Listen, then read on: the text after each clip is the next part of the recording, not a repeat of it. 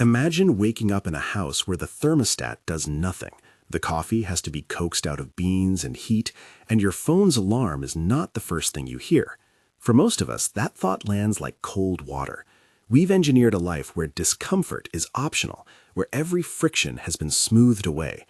But there is a quieter cost to that smoothing, an erosion of the practices, relationships, and small disciplines that once shaped character. That is the question we want to hold together.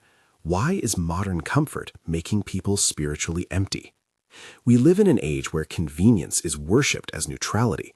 Climate control, instant food, on-demand transport, algorithmic entertainment, these are framed as tools for better living, and they are. But tools are formative. The habits they enable teach us what matters. Habitually avoiding waiting, repair, shared labor, and tangible care narrows our formation into a flatter, speed-oriented life. As we move through specific examples, some drawn from long-lived technologies like water wheels, tiled stoves, ice cellars, and potter's wheels, we will look at what those machines asked of people, what they taught, and what small experiments we might try to recover the formative practices they embodied. Before we go on, take a moment. In the comments, name one convenience you couldn't live without. It's a small exercise in noticing what comfort has already rearranged in your daily life. Habits shape desire. The things we do with our hands and the rhythms we submit to over years and decades become the grammar of our souls. Tools do not sit neutral. They make certain kinds of waiting, tending, and dependence normal. A culture that normalizes fast fixes and single-user solutions will, over time, cultivate people who expect to be served swiftly and privately. A countercultural project, then, isn't simply about rejecting gadgets. It's about reintroducing formative friction, practices that teach patience, humility, stewardship, and mutual responsibility. To see this more clearly, let's step into several places where older technologies held people in these practices for generations. The water wheel turned slowly at the edge of the village, its paddles groaning and spraying a fine mist into the morning air. Men and women leaned on the mill's lintel, watching the rhythm. Water caught, weight shifted, wheel turned. Millstones ground grain in a steady, ancient hum. The wheel was not just a machine, it was a communal hinge. Its maintenance required shared knowledge. Who knew how to repair a cracked axle, how to time the sluice gates when the spring runoff came quick, how to coordinate work so that the mill served the whole community instead of a single household. Living beside the wheel meant acknowledging limits. You could not grind all night, nor demand instant service when floods changed the stream. The wheel taught interdependence by its very presence. Spiritually, the wheel's lesson centers on dependence and mutuality. When a community's sustenance runs through a common point, a mill, a well, a shared oven, people learn to wait on one another, to bring offerings at certain times, to cultivate patience because the wheel has its own time. Dependence on others begins to resemble dependence on God. Both are exercises of trust and humility. When everything becomes privatized, an electric grinder in each kitchen, water pumped on demand into each home, we trade visible dependence for a hidden isolation. The soul shrinks a little when it no longer has regular, embodied obligations to others. If you want to test this, try a shared chore day for a month. Coordinate with 2 or 3 neighbors to take turns grinding or preparing a staple together, whether that's baking one large batch of bread and distributing it, sharing the weekly garden watering without pumps, or creating a simple neighborhood tool library where a manual grain mill or mortar and pestle is available. You don't have to build a literal water wheel. What matters is the reintroduction of shared dependence, a scheduled place and time where you rely on others and they rely on you. Picture next the tiled stove, a massive masonry stove that stores heat for hours, even through long nights. You slip a log into a belly of bricks, a hearth breathes, and the room reaches an even warmth that radiates gently for much of the day. A tiled stove demands tending at intervals and rewards the patience of the stoker with slow, steady warmth. Its afterglow is not instant, but long. Historically, families learned the art of stoking, the humility of cooking long meals, the discipline of tending the hearth as an everyday responsibility. A house with this stove kept time differently, life synchronized around the rhythms of fuel, warmth, and shared attention. The spiritual takeaway here is rhythm and attention. Quick fixes teach us to opt for immediate comfort. Slow heat teaches us to live with a degree of temperance and care. Tending a fire, even metaphorically, trains a person to wait, to return, to watch the small things that sustain bigger life. The tiled stove suggests that formation often happens in the slow work of keeping, a kind of daily sacrifice that is not dramatic but formative. You could experiment this week with a low thermostat evening. Choose one night when you turn the thermostat down, cook a meal that takes patience, stewing, braising, or slow roasting, and keep a lamp on rather than bright overhead lighting. If you have a wood stove or even a small, safe tabletop fire pit for outdoor use, learn to tend it with care and attention. If physical health or accessibility needs make this impossible, try the symbolic version. Schedule an evening of slow, intentional presence. No climate control tweaks, just layered clothing, warm drinks made by hand, and conversation that isn't mediated by screens. In root cellars and ice houses, the world of food kept its own slow calendar. Jars of sauerkraut and pickles lined wooden shelves. Blocks of winter ice, harvested in season, sat insulated beneath straw. Preservation was patience embodied, an investment of labor in a present season for provision in a future one. The community that depended on such stores shared not only meals, but the labor and rhythm of preservation, the harvest that needed immediate attention, the communal effort to pack and store food correctly, the mutual arrangements to share in case of shortfall. Spiritually, preservation practices cultivate gratitude and delayed gratification. They teach people to make peace with scarcity and abundance alike by embedding provision into the calendar of the community. When everything is refrigerable and orderable, the ethic of planning, of sacrifice now for future benefit, phrase. Preservation asked people to look beyond daily convenience to generational care. It fostered a stewardship that said, I will do now what will bless others later.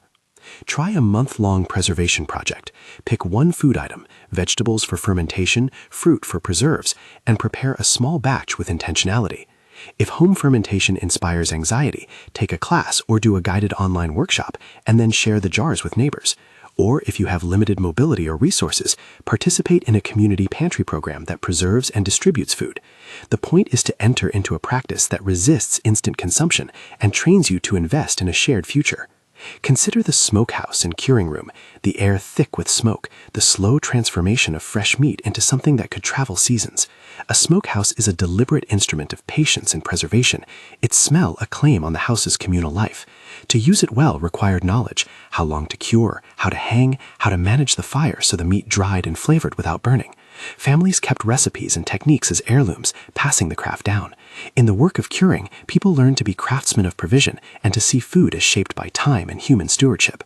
The spiritual lesson of smoke and cure is endurance and participation in cycles. The smell of smoke is, in a way, a sermon about life's slow, sanctifying processes.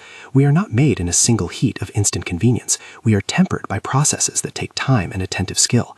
Where convenience offers instant consumables, the cure invites us into a longer apprenticeship with the good gifts of creation. For a practical step, take up a small curing or fermentation experiment. Ferment a jar of vegetables, smoke a small batch of fish or meat using community facilities, or learn salting techniques under the guidance of someone experienced. If food safety concerns or dietary needs prevent this, choose a symbolic practice.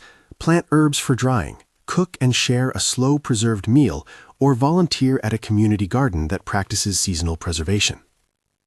Windmills and screw presses stand as machines that transform grain into flour, grapes into juice, raw fruits into pressed oil. These devices were not only about energy conversion, they were about multiplying gifts through communal labor.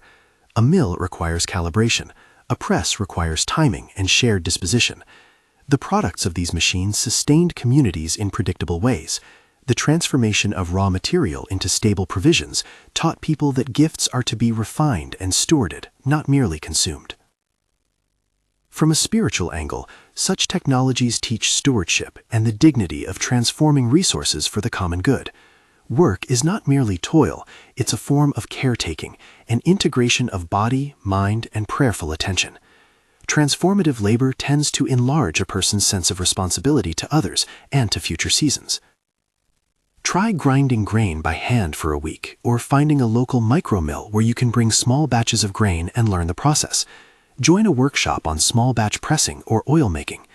If physical limitations rule this out, choose a creative metaphor. Commit to turning raw ideas into durable gifts. Write a letter by hand, finish a craft and give it away, or support a local co-op that processes foods. The potter's wheel, kiln, bellows, and forge speak to embodied apprenticeship. The potter sits with wet clay, feeling balance, pressure, and the patience to center. The blacksmith shapes red-hot metal, learning the language of heat and strike, rhythm and restraint. Looms weave the measured interlacing of threads into durable cloth. These crafts required long training and resulted in objects built to last, objects that carry the maker's attention. Craftsmanship taught humility.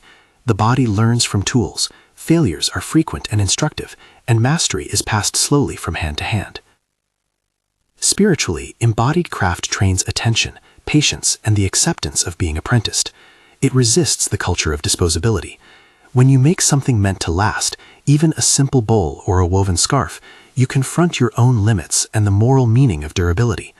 Craft cultivates gratitude for the created world and a willingness to give time to processes where outcomes are uncertain and slow. Sign up for a beginner's class at a makerspace, a pottery studio, or a community forge. Make one small thing to give away. If access is limited, there are low-barrier alternatives. Learn a simple handcraft, knitting, whittling, or sewing by hand, and commit to gifting the first finished piece. The object isn't the point. The posture of sustained attention is. Navigation tools, the astrolabe, compass, sundial, exist to orient the traveler to larger realities, the sky, the stars, the sun's path. Before GPS, people learned to read horizons and heavens. Such knowledge taught humility before creation. You could misread the map, but the sun and stars would not yield to your impatience. Learning to navigate required curiosity, observational discipline, and an acceptance that orientation is earned, not instant. The spiritual parallel is orientation to truth beyond immediate desires. The discipline of learning to read a sky or to tell the time by shadow shapes a person who habitually asks, "Where am I going?" rather than "What feels good now?" Orientation practices guard against the drift that comfort invites. When every convenience smooths away the need to pay attention, our inner compass gets dull. A simple experiment. Spend one evening a week learning to read the sky. Use a guide to find constellations. Build a small sundial, or practice navigation by landmarks rather than a phone. If mobility or location complicate this, use a guided stomping of the neighborhood by different routes, or a scheduled offline hour where you navigate using a paper map. The aim is to restore a posture of attention to things outside the immediate screen sphere. Underneath many of these systems were pipes, channels, and the unseen maintenance that preserved longevity. Wooden and clay pipes, furnace flues, and mill gearing required regular repair. A culture of repair valued things for their service life and taught people the theology of stewardship, that things are entrusted to us to maintain, not dispose of thoughtlessly. Repair culture developed skills in diagnosis and creativity, and crucially, cultivated a patience to fix rather than to replace. Spiritually, repair is a theology of hope and responsibility. When we repair, we declare that the present is not disposable, that things and relationships are worth mending. Comfort tempts replacement. Repair invites repair of character. Repair also fosters humility. You admit you don't know everything, and you learn from someone else who can teach you. Begin a repair night with friends, a weekly time where small, broken items are brought and worked on together.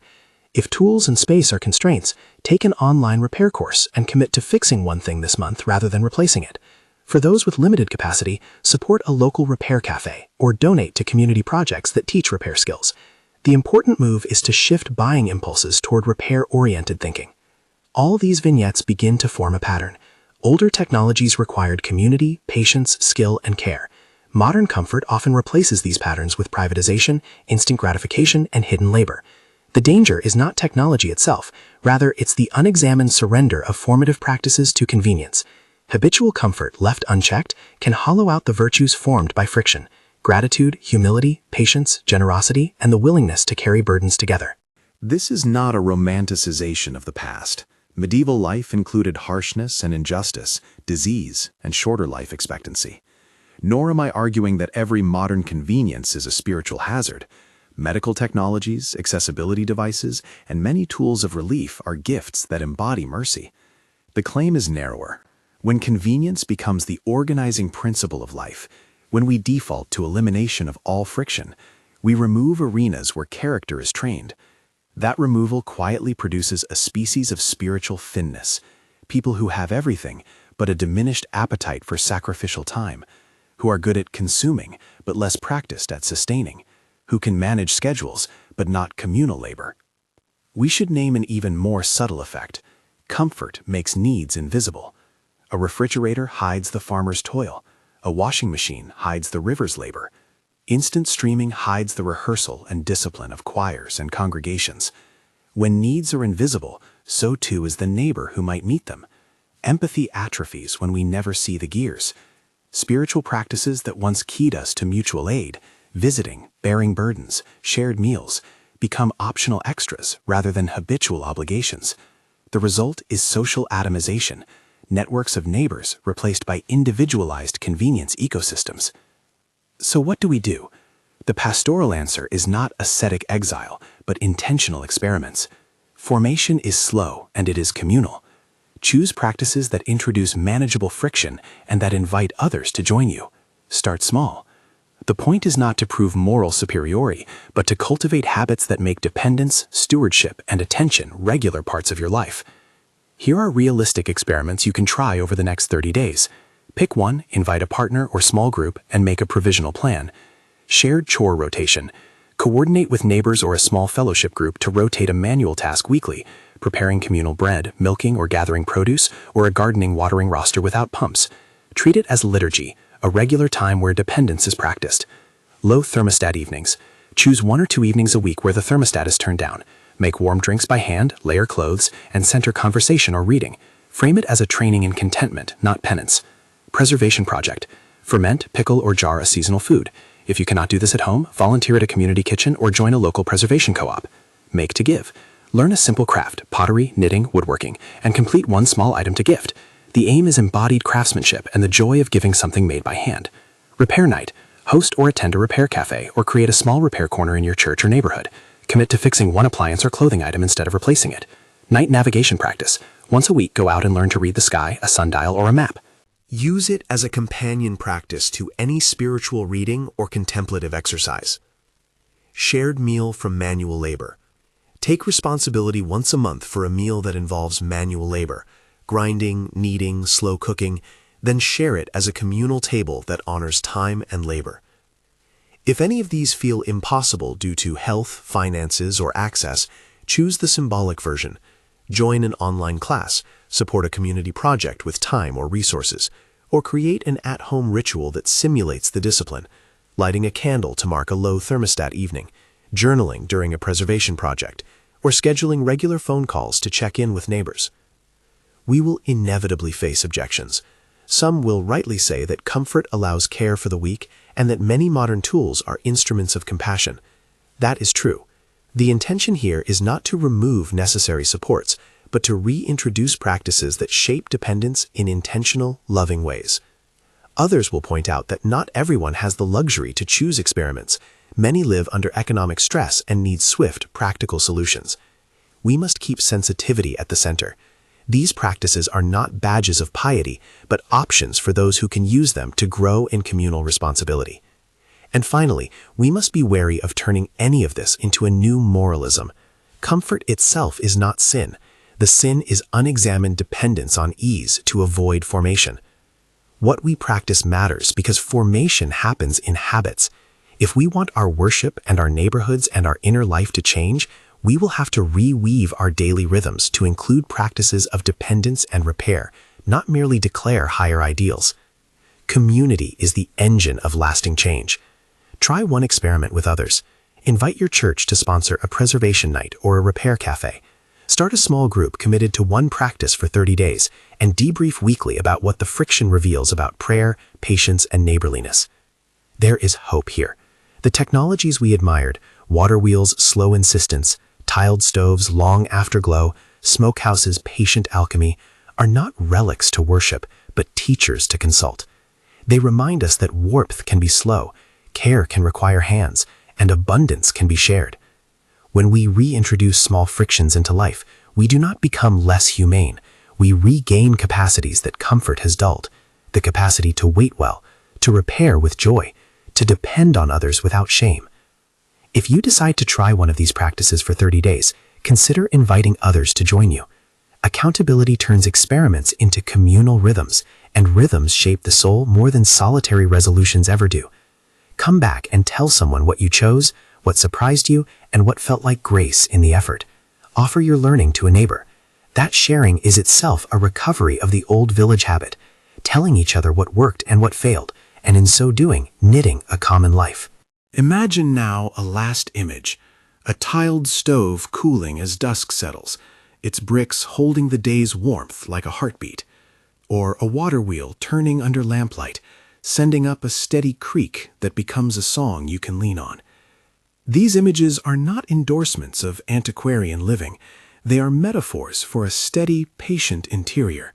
They tell us that spiritual warmth often lingers after the bright flame of novelty is gone, and that the slow turning of faithful practice makes a life that can hold people. May you have grace with the struggle of changing habits, courage for small experiments, and patience as formation takes its time. Choose one practice this month, something manageable, something communal, and let it surface what comfort has hidden. In the soft, steady disciplines, we may find our hunger for God and neighbor renewed. If you're willing, pick one of the experiments above for the next 30 days and consider joining a local group or online community to share your progress. There is no quick fix here, only small, faithful steps toward a fuller, more communal life.